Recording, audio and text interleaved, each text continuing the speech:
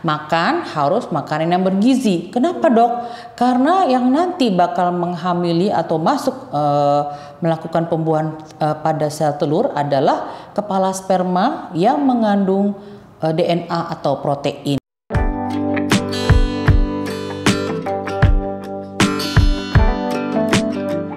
Halo Moms and Dad, saya Dr. Sylvia, spesialis andrologi dari Rumah Sakit YPK.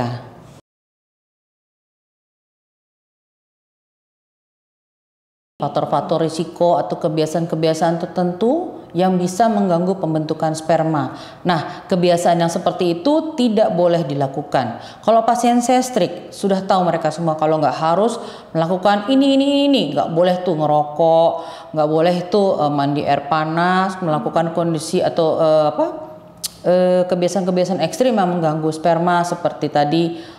Sepeda yang ekstrim ya, mengangkat yang berat-berat ya, kondisi-kondisi tidak boleh. Kadang-kadang mungkin agak berat bagi yang perokok barangkali, yang boleh nggak dok, saya masih ngerokok beberapa batang yang tadinya mungkin 1-2 bungkus sehari.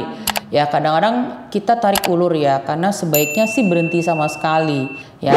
Tapi ya saya juga melihat kebiasaan pasien, karena pasien laki-laki berbeda sama pasien perempuan.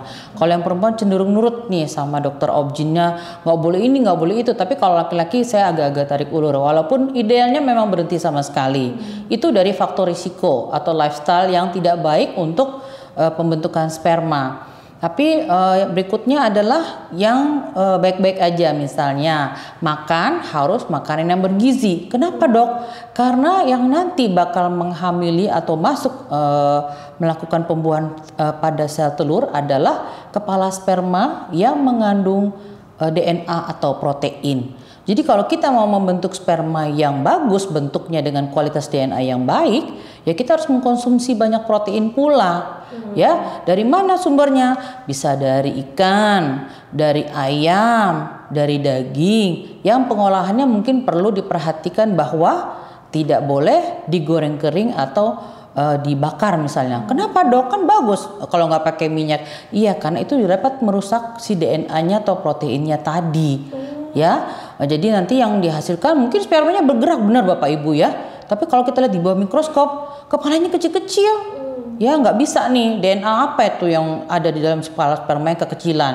Oh kalau gitu kepalanya gede-gede bagus dong dok. Nggak boleh juga. Jadi ada ukuran tertentunya gitu ya. Atau bahkan ada yang kepalanya 2. Jadi sperma-sperma dengan kelainan seperti ini tidak akan bisa menghamili. Jadi harus makanannya bergizi tadi, fresh food ya, jadi tidak yang dikalengin, tidak yang diawetin, diasapin dan lain sebagainya. Jumlahnya cukup banyak ya, jadi nggak bisa kalau kita mengkonsumsi sebagai lauk mungkin cukup nih 1 potong ayam misalnya, tapi ini nggak bisa, sekali makan harus 2 potong misalnya ya, kecuali kalau besar, misalnya paha atas paha bawah boleh.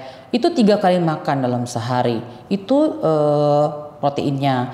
Terus harus banyak sayur buah, antioksidan, karena sperma itu sangat rentan terhadap radikal bebas yang bisa dinetralisir dengan antioksidan yang tinggi. Jadi kita harus tuh mengkonsumsi sayur buah yang banyak ya, misalnya kayak semangka, pepaya gitu yang dianjurkan, yang antioksidan banyak tuh yang berwarna merah kuning.